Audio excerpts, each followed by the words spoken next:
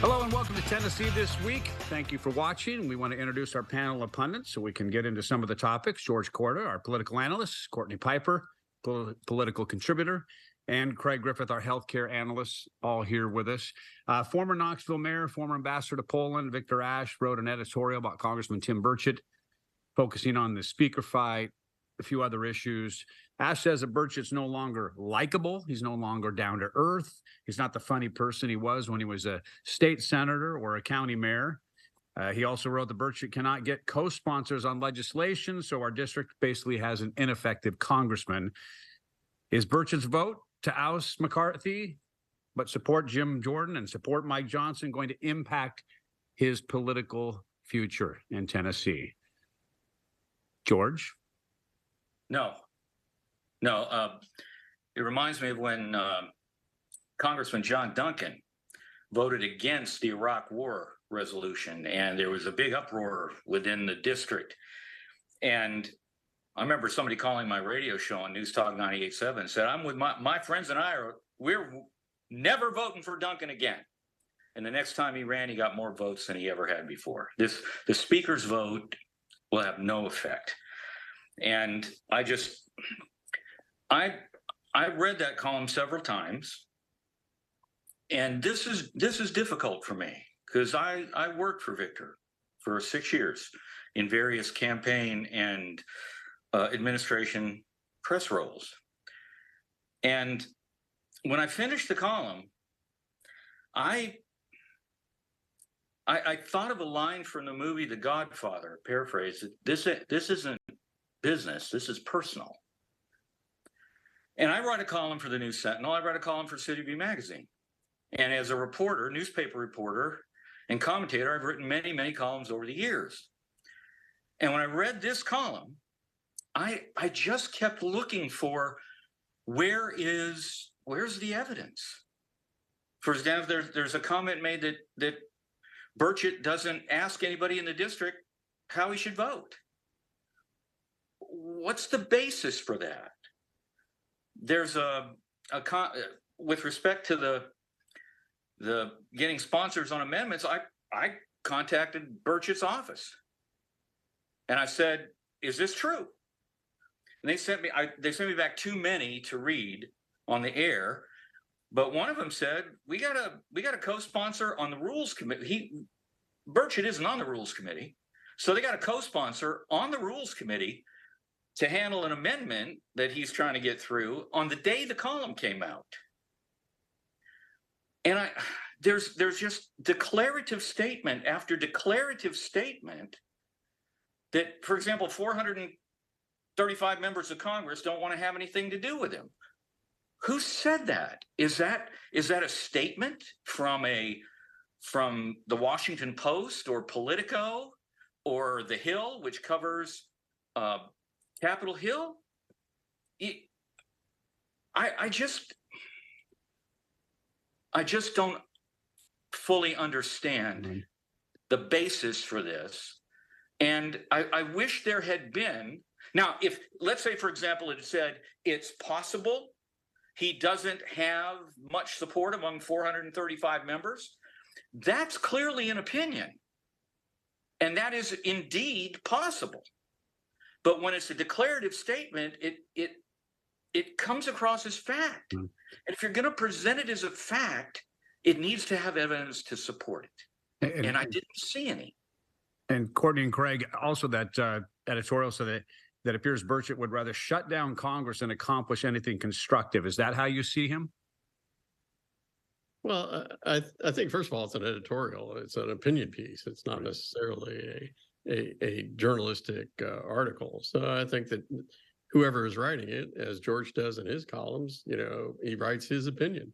And that's the opinion that Victor Ashe has now from discussions that he has on a regular basis with political figures across East Tennessee and Washington. So, but in the end, I would agree the speaker's vote is not going to determine Tim Burchett's future in Congress. It does. One wonders why he stuck by Kevin McCarthy for 15 rounds in January and then votes him out in this month. So I think that there's an opinion out there that, yes, I mean, Tim is not necessarily doing the work of East Tennessee. So, and that's opinion that I've heard from many people in the last year concerning his time in the House. So, it's not going to affect the vote, I don't think. First of all, nobody's going to run against him. And until he gets an opponent, then there's really no basis for conjecture as to affecting his political future. And Cortney, part of it said that they're just basically saying that Burchett has changed. Do you think that he has changed, or is he who he was?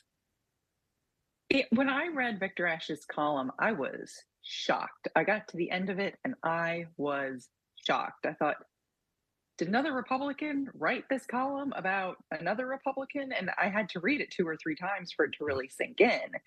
And, I have not talked to Congressman Burchett about it. I've not talked to his staff about it, but it does beg the question of, is this true? Is this how East Tennesseans are being represented in Congress?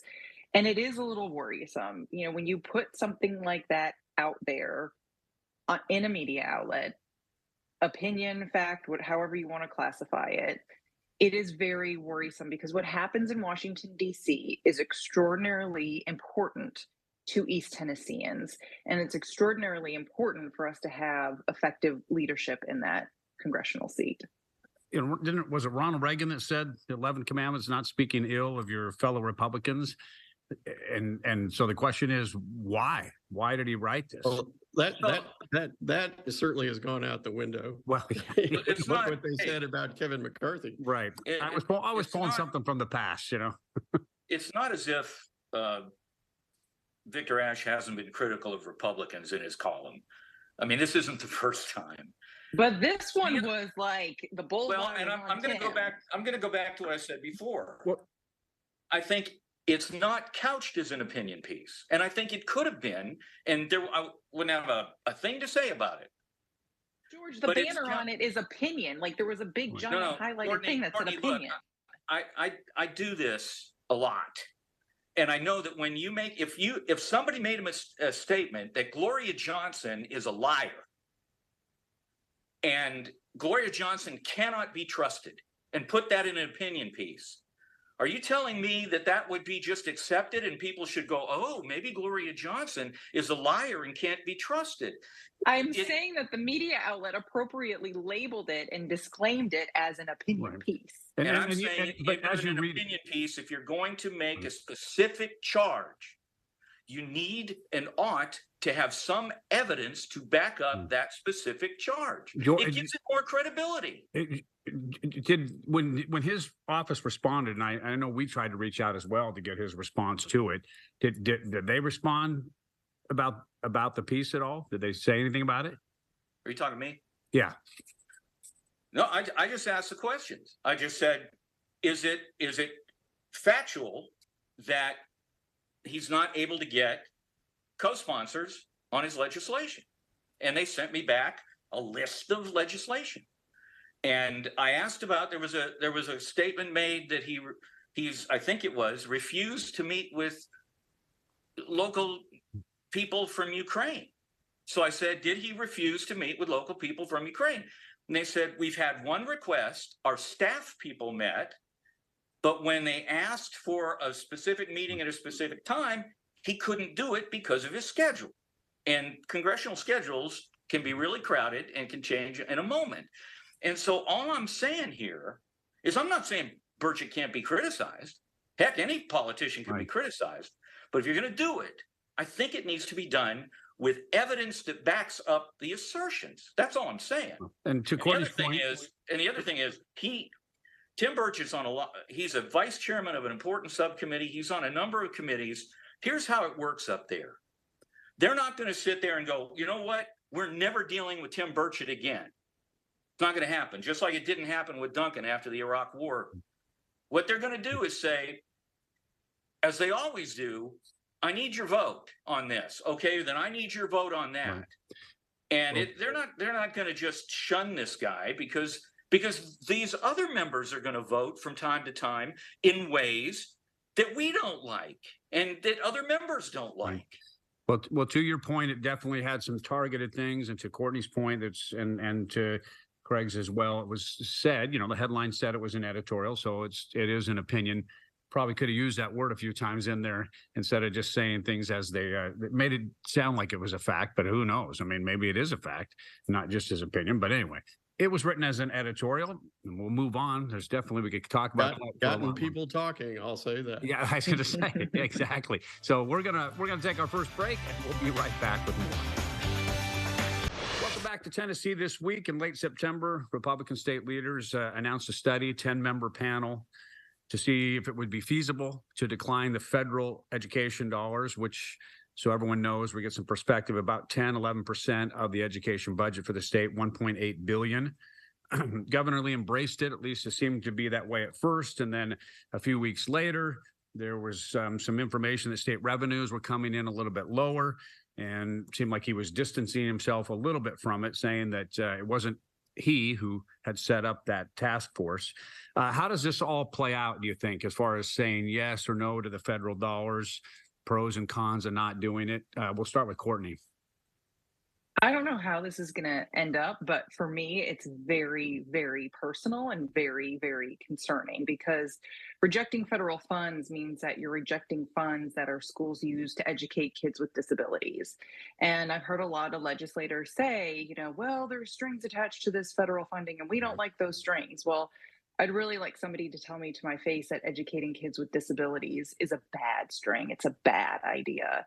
So, children with disabilities have a federal right to be educated alongside their non-disabled peers, and federal funding makes sure that happens. It makes sure that kids with disabilities can succeed in school so they can further their education, be employed, and live as independently as possible. And if somebody thinks that's a bad string, I would like them to come out and say that explicitly. Greg? Well, members of the General Assembly have asked, what are those strings? What is it that we're trying to cut? And apparently the promoters of this idea have not come up with a lot of strings that they can identify. So, it's something, as the state's fiscal position is good now, but by all indicators, we may be moving into a recession in the economy. That economic picture might not be so rosy. And there might be other needs for that money than to replace federal dollars. And as when we've talked about this before, I said the proposal kind of makes me mad. If they have $1.8 billion lying around that they can use to replace this money, why aren't they using it to fix our bridges, to address the rural healthcare issues that we have, infant mortality in the state? So it makes me mad that they're just saying, well, we can find this money because we don't want any restrictions. We don't want to be told which bathroom students can use by the federal government. So we're going to use this $1.8 million for that. And it makes me mad. There are a lot of needs the state has that could be addressed with that money. Yeah. And so it'll be interesting to see how it goes down. But, we've seen with legislation, concerning criminal penalties that the legislature has gone against the wishes of the governor. So they may go down this path no matter what Governor Lee says. How do you think this plays out, George? No, let me ask a question, because I need a point of clarification, please. Okay. Is this $1.8 billion exclusively for students with disabilities? It's all public education funding. Okay, and that includes kids with disabilities. Yeah. Okay, all right. Well, yeah, on the one hand, you can say, gosh, it's morbidly stupid not to take money when it's offered. Right. On the other hand, there is a question. And frankly, if there are strings that the federal government, because look, you take the king's shilling, you do the king's bidding. Right. If there are strings that the federal government has on this, somebody needs to cough them up and explain them. But beyond all of that, the United States is looking this year at a $2 trillion deficit, and everybody is willing to cut spending they don't like. They want to cut somebody else's spending. And so here's the federal government saying, here's $1.8 billion. And we're borrowing, the government in our names is borrowing $320 million an hour, every hour of every day. And so this is just more borrowed money.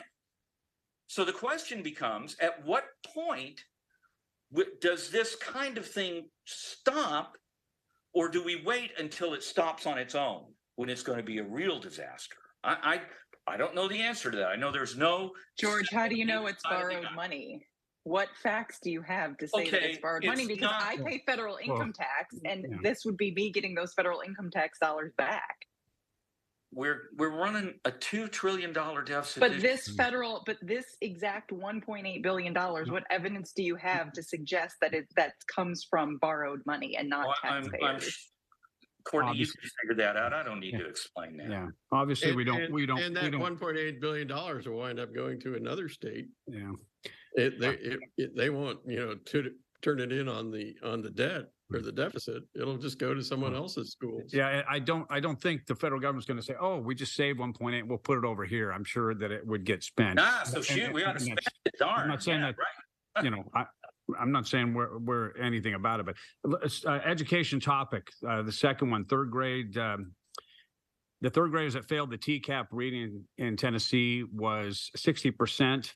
I don't have all the numbers, but ultimately, I think 898 kids statewide were held back into third grade out of the 44,000 that didn't pass it. Knox County is the only one I have a good example for. 1,600 students didn't get a passing score. 550 chose to go through tutoring during the fourth grade, so they're going to move on.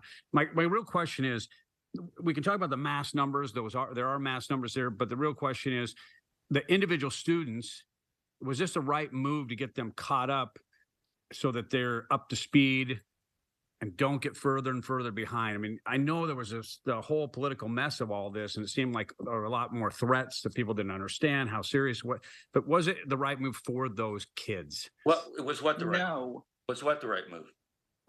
Well, just to say that you need to go get tutoring, or you don't need to go to summer school, you need something. No, that's not what it was. The move was telling third graders, if you do not pass this test, you will not advance to the next grade level. That's what it was.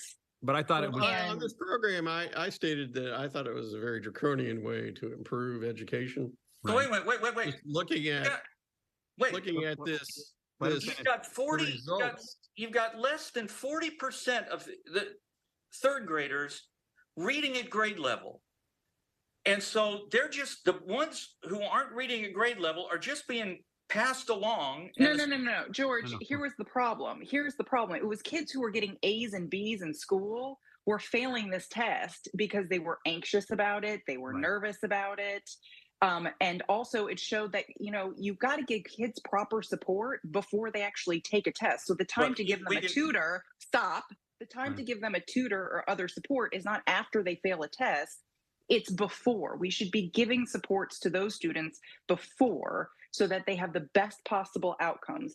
And also, one test should not determine if you can read. The teacher and parent should have some authority to say, this was a bad test. This was a bad day for the student. This is not how they have performed the rest of the school year. Well, I think that the state legislature actually got it right in this case. I think that the hammer that they used caused enough consternation amongst the parents that they've signed up for the extra help that they need to get those students on grade level. That this whole thing of having to repeat third grade was sufficient evidence and sufficiently motivated them to get the help to those kids that they needed. Wait. Such a small number of there's still less than 40% that are reading at grade level. And if you don't leave third grade reading at grade level, you have a 4 times higher chance of dropping out of high school. Okay. And that's what these people are trying to do. They're trying to get them the tools they needed to read on a third grade. There's a lot of non-accountability. Because we need to take a break. But obviously the approach seems to maybe not have been the best way. But the kid, obviously, these kids need the help that they need now so that they can keep up with everybody, because that's when kids start falling behind. I've said it on this program before. I had to go to summer school my freshman year to repeat a math class because my dad was not going to accept the C-. He said, you're going to go back and take that class. Kids will just get further and further behind, obviously. So maybe the approach with them. Now they're going to move forward with this for math too. And it's K through 8. It's not just gonna be third grade. They're going to say, hey, you're going to have to get tutoring in summer school if you want to keep it so you can keep up. That's my point. This new law motivated the parents right. to get more help instead of just moving on. All right. With that said, we'll take a break. We'll come back one more time. Welcome back to Tennessee This Week. This past week, I guess, Mike Pence dropped out of the Republican race for president. Two questions really is, I don't know if we even need to talk about that so much, is that who should be next? And does it really matter that Mike Pence stepped down? No. I mean, it matters. It matters. There's still 9 people there, He never had a chance. There was never a prayer of him getting elected president. It might have bumped his speaking fees a little bit, and it makes him better known. Even though he was vice president, usually about only 30 to 40% of Americans can name the vice president. So I don't see his dropping out as any major tsunami of political disturbance. And the people who drop out are going to drop out because their polls don't show that they're really in a good position to make a charge. And that means their fundraising and organizations are going to lag. And they're finally going to say, I'm getting out of this before I embarrass myself. And Cortney, you were saying it does matter. Yeah, it matters. He was the vice president of the United States. He's a very high profile candidate. And he just couldn't get any traction to win over voters in the polls. And obviously that's why he dropped out. He wasn't going to sit there and beat his head against the wall. So, I think it's significant. It's important. And the race is really crowded. So in terms of a numbers game, does it make a difference there? Not really. It's, one less out of, how many Republicans are running for president right now. So we'll see how the rest of it shakes out. There's only one person in the Republican primary. I mean, the leader, the former president, has 25 point lead on the rest of the field. And I don't think there's anything that's going to upset that apple cart right now. And Pence dropping out does not upset that apple cart. Beyond former President Trump, is there anyone there that should, I don't know, whatever comes out of court cases or he does not end up running, is there anyone that could be the candidate? Well, yeah. I mean, you got Nikki Haley, Ron DeSantis. You've got several that would be pretty darn decent candidates.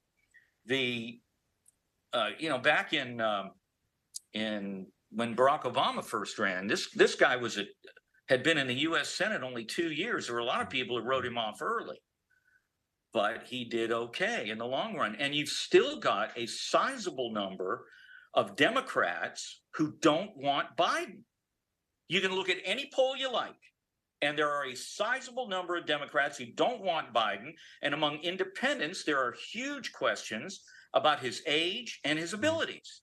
So you have, whoever the Republican is that emerges as a candidate, if Biden's the opponent, has one heck of a shot at winning, whoever it is. Even if it's Trump? We don't even conclude that it's anybody other than Trump. Mm-hmm. Trump certainly has as much of an albatross around his neck for age. Well, but what continues to confound me is seeing all these different polls from 538 and others, real clear, all of them, that show Trump either tied or a number of them show him ahead. After all Trump's been through, he's still coming out ahead in a lot of these polls over Biden. We're down to just he was we only have a few seconds left. Let me say, both of them bring baggage, but we want to let everybody know because obviously it's Sunday 12:30. Tuesday there's an election in the Knoxville city. You have your municipal judge, 3 city council places. Of all the shows that we do, this is the one that we have to remind people they need to go out and vote on Tuesday, right? Yes, very important. All right. Go vote. Thank you to the panel, and thank you for watching. We'll see you next week on Tennessee This Week. The views of guests on Tennessee This Week are their own and do not represent the views of WATE 6 on your side or Next Star Broadcasting.